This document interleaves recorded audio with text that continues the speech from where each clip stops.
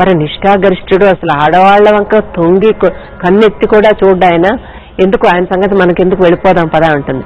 కానీ దేవదేవికి చాలా పట్టుదల, అహంభావం ఎంతుందో పట్టుదల అంటుంది. అందుకే అంటుంది, ఓహో కన్నెత్తి కూడా చూడ్డు కదా, అటువంటి విప్పనారాయణ్ణి నేను నా కొంగును కట్టుకొని ముడి వేసుకొని నేను స్వాధీనపరుచుకుంటాను అని పందెం వేస్తుంది.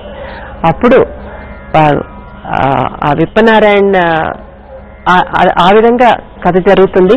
కానీ అసలు వాళ్ళు ఆ విప్పనారాయణ తోటకి ఎలా వెళ్లారు అన్న దాని మీద ఈ జావళి ప్రదర్శితం అవుతుంది. వాళ్ళిద్దరూ కూడా చక్కగా అలంకరించడం కూడా అంతా కూడా మీకు నాట్యంలో చూపిస్తాం. అది చూస్తేనే అర్థమైపోతుంది, ప్రత్యేకంగా చూపించాల్సిన అవసరం లేదు.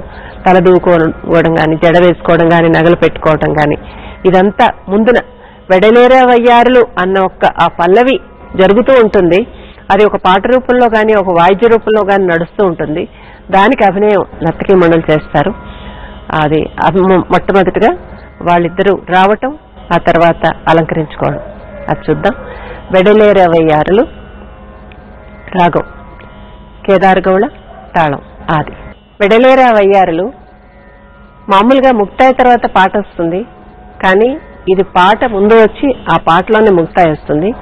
ఆ తర్వాత మొదట స్పీడు, తర్వాత స్పీడు, ఆ తర్వాత స్పీడు, ఆ నడకలతో మధ్యలోకి రావడం జరుగుతుంది.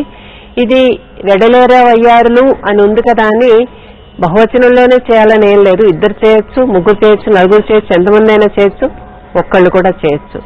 అది ఆ సందర్భాన్ని బట్టి ఉంటుంది. మొట్టమొదట పాటలో ముక్తాయి, ఆ తర్వాత నడక తీసుకొని మధ్యలోకి రావడం.